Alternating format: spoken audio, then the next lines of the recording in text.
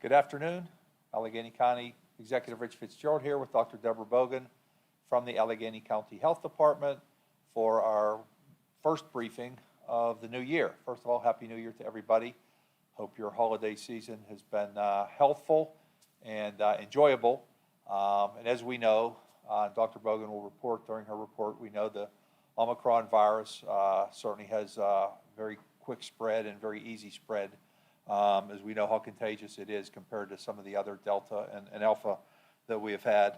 And again, the thing we say all the time is, the best way to protect is with the vaccination. We're pleased that almost 929,000 people in Allegheny County have become vaccinated, close to 800,000 fully vaccinated, and another 137,000 or so partially, first shot, and then of course the boosters, they seem to be going up as well, over 318,000 people who have received the booster. So the shots are certainly available, the vaccination certainly available to protect yourself, your family, your loved ones, your co-workers. We know what it's done, what Omicron has done with the spread to, if not the severity that people might get in some cases, but obviously how it's disrupted the workplace, schools, et cetera, as people remain home for a period of time during the quarantine time and isolation time to stay away from others. And with that, let me bring up Dr. Bogan to give the report. Dr. Bogan? Thank you, County Executive. Good afternoon and welcome back to our COVID-19 briefings. As we reported yesterday in the weekly COVID-19 update, we averaged close to 2,000 new cases a day for the week of December 26th through January 1st. We also reported 41 new deaths and 199 hospitalizations for that same week. As you may be aware, we had a Board of Health meeting today in which I shared a great deal of data. So I refer you to that presentation for detailed current case and vaccination data. Omicron is definitely here. This highly transmissible variant has caused dramatic rises in the number of cases here in Allegheny County, around the country, and around the world. This surge is breaking all kinds of local, national, and international records. Fortunately, the Omicron variant does not seem to cause as severe infections as the Delta variant. But as I told the Board of Health earlier today, lower hospitalization rates won't necessarily spare our healthcare systems. We have about 4 to 5 times the number of cases than a month ago. So even if the Omicron variant has a third the rate of hospitalizations, that could still strain our healthcare systems. Let's say that with Delta, 20 in 1,000 cases are hospitalized, and that in a typical week that Delta, there were about 3,000 cases. You would expect then about 60 hospitalizations per week. If with Omicron, you only had 7 in 1,000 cases that are hospitalized, but there are 12,000 cases a week, there would be 84 hospitalizations. That's why it is so important to vigilantly adhere to mitigation guidance, which I'll repeat now. Please get vaccinated and a booster dose too. It may not prevent you from getting COVID, but it will protect you from hospitalization and death, which is what vaccines are designed to do. Please wear a mask, wear it correctly, and wear it whenever you're in public, crowded, or indoor settings. Maintain a safe distance from others. Wash your hands, and if you're sick, please stay home and get tested. The next couple of weeks are going to be challenging. We are already seeing the effects of the Omicron surge. Businesses are closing, schools are going virtual, hospitals are stretched thin due to a lack of healthy staff. The very high case counts are impacting our investigations here at the Health Department as well. Last briefing, I told you we were reducing our case investigations to those younger than 5 and older than 50. But due to the current case surge, we are now only contacting the very most vulnerable, those 65 and older. And we have a significant backlog. If you need information about how to manage COVID and don't have access to the internet, please call your healthcare provider or call 211. It is painful to have COVID once again impacting our community so profoundly. If our pattern of cases follows what's happened elsewhere, we can expect that at least a couple of more weeks of high case counts.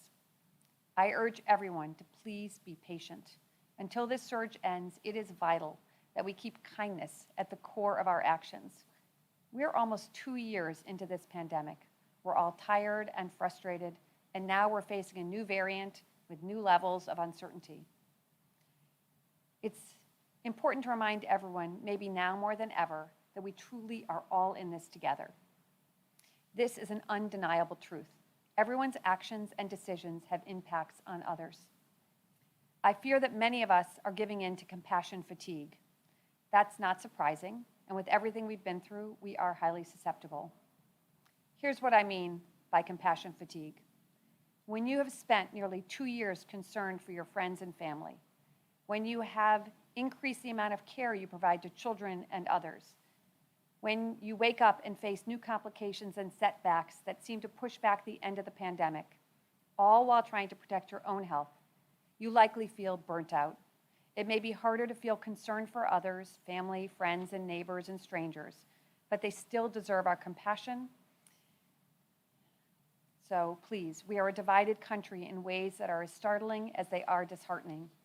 But regardless of one's beliefs or vaccination status, we need to continue to look out for each other, protect each other, and be good neighbors. Now more than ever, we must not give in to compassion fatigue. Only by showing compassion do we give people the space they need to consider their beliefs about masking, vaccination, and doing their part to protect others. Without compassion, without empathy, we only cause people to feel attacked, and we can unintentionally cause divisions to grow. Now is the time to find new ways to reach out and try to understand those with differing beliefs, not with condescension, but with sincere compassion. I understand that we're frustrated and worried about the future, but we are truly all in this together. So thank you. Please be safe and be kind. I'd be happy to answer questions. This first question that we have comes from social media, where several people have asked why the health department has switched from daily to weekly COVID updates. Yes, thank you for that question. That is definitely something I discussed during the last final 2 briefings of 2021, and we moved to weekly briefings for a number of reasons. First, daily reports don't really effectively show trends, which are more important than the day-to-day fluctuations. We also want to provide more data, and we can compile on a weekly basis more data that doesn't come in on a daily basis, such as reinfections, vaccination breakthroughs, hospitalizations, et cetera. We also followed the state leads. The state also went to weekly briefings for the same reasons in December, and we're doing the same. And I think an important point is that, like Dr. Fauci really noted earlier this week, hospitalizations are a much more relevant measure of this surge than necessarily case counts. And because hospitalizations aren't reported straight to they're reported to the state and not directly to us, there's often a lag on the data we get. So we really aren't able to provide really good hospitalization data except on a weekly basis. So I think that the weekly approach really provides a clearer picture, allows us to show a broader amount of data than the daily updates. However, if there are people who really want daily numbers, our health department dashboard does continue to provide that data on the back dashboards.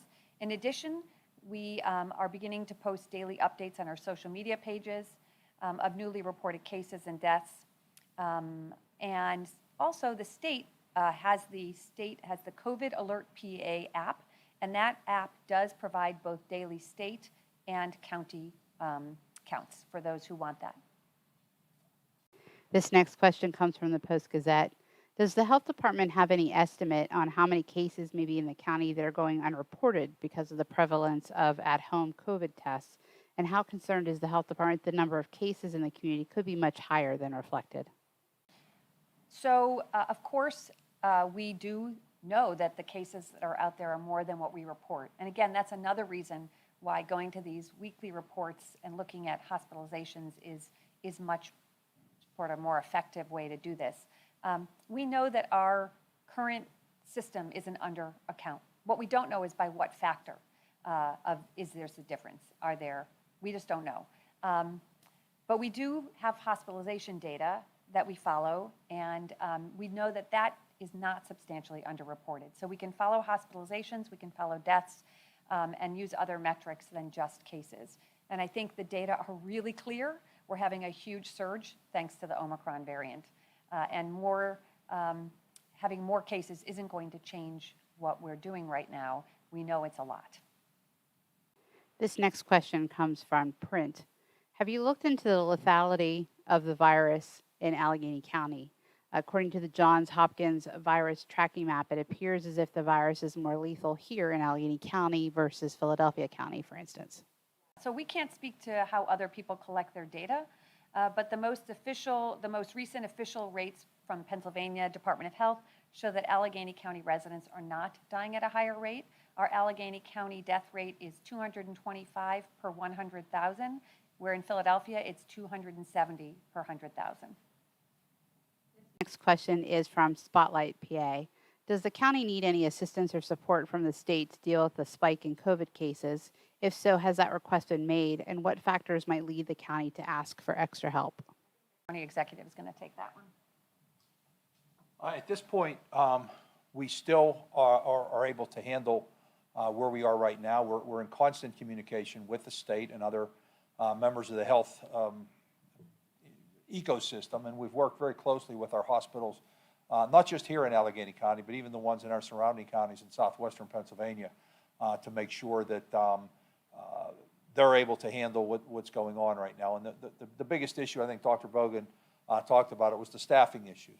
It isn't the overwhelming part of the hospitalizations per se, meaning the physical spaces, bed space, et cetera. It's the staffing of people to handle that. And it's a problem that's happening, quite frankly, around the country, certainly around Pennsylvania. So we've been in constant in contact with the state, and if we need any additional help, they'll certainly be there to help us if they're able to do so, because again, there's other places in the state that will be dealing with these staffing issues as well. This next question comes from the Post-Gazette. Are cloth masks still effective against Omicron, or should people upgrade to N95s or KN95s? What about surgical masks and double masking? So that is a really great question, because I see lots of variety of masks out there. I'm just happy to see masks. So we know that masks prevent the spread of the virus by trapping our breath behind a mask and reducing how much goes out into the air. The better quality the mask is, the more protective it is. So again, cloth masks should be at least 2-ply. And I do recommend that if you have the ability to do a better quality mask, it certainly will help reduce it. So we know that as you get better quality, that protection improves. How much? There's a lot of variety in the studies that are done that shows the effectiveness of different types of masks, but it goes sort of cloth to double mask, like you can use those paper masks that they give, like paper surgical masks. You can wear 2 of those comfortably. You could use a paper mask covered by a cloth mask to increase the effectiveness. You can use a KN95 or an N95 in rare cases, but again, any mask is better than no mask, and that's really the message. But the mask does have to be worn properly, and that means it preferably should have like a pinch across the nose so it prevents air from leaking out here. It should go under the chin to prevent air, and it should fit tightly around the side of the cheeks. So the better the seal and the closure of the mask, the more effective it is. And the second question from the Post-Gazette is this. What percentage of new cases in Allegheny County are due to the Omicron variant? So I presented some data at the Board of Health meeting to address that. We think that it's most of the cases at this point. And again, only Omicron would really explain the huge surge we saw from going from a couple hundred cases a day to nearly 2,000. That only has really happened across the world when Omicron hits your community. So we're pretty sure that most of the cases here are Omicron. Our wastewater data has suggested that the rates are rising quickly, and some of the reports that we get through NEDS also suggest rapidly increasing proportion of cases are Omicron. This final question from WESA. Does Dr. Bogan have any information on pediatric hospitalizations? Some data suggests that the Omicron variant causes more upper respiratory issues when compared to previous variants. Hospital for their data if you want hospitalizations. But what I can tell you is we know that there's a lot of cases of COVID-19 among children right now. And they are definitely calling their doctor's offices, going to the urgent care centers, going to the Children's Hospital emergency room. But I haven't heard that there's a large amount of hospitalization increase in our area for children, but a lot of use of medical services. So again, we can reduce the spread by having our children wear masks as well. And so I strongly encourage mask wearing even among children to make sure we're reducing the spread. And that was the final question, if there are any closing remarks. Well, thank you, Dr. Bogan, for the update and also for the continued work of the health department. As we have been told by the medical experts, things are going to continue to change. And we've heard as we almost are approaching the 2-year mark of March of 2020, when we first encountered the pandemic that we're in right now. And we knew there would be mutations, we knew there would be variations, and we knew, technology and et cetera was going to advance. The good news is that the vaccines have become so effective and proven to be so effective. And then the booster shots also have even add to that. So again, we want to encourage everybody to go get their vaccine, get protected. Your family members, et cetera. We want to make sure that continues to happen, and we continue to protect each other and protect ourselves and be able to somewhat get back into normalcy. We're also hopeful in seeing what's happening around the country and around the world, that the Omicron, while it's been very quick coming in, we hope it's quick going out, and that the numbers hopefully in the next few weeks do begin to drop and stabilize and get to a better place. So anyway, we will be with you again in 2 weeks, and I look forward to better news at that point. Thank you. Our next regularly scheduled briefing is Wednesday, January 19th, 2022 at 4 p.m. Thank you for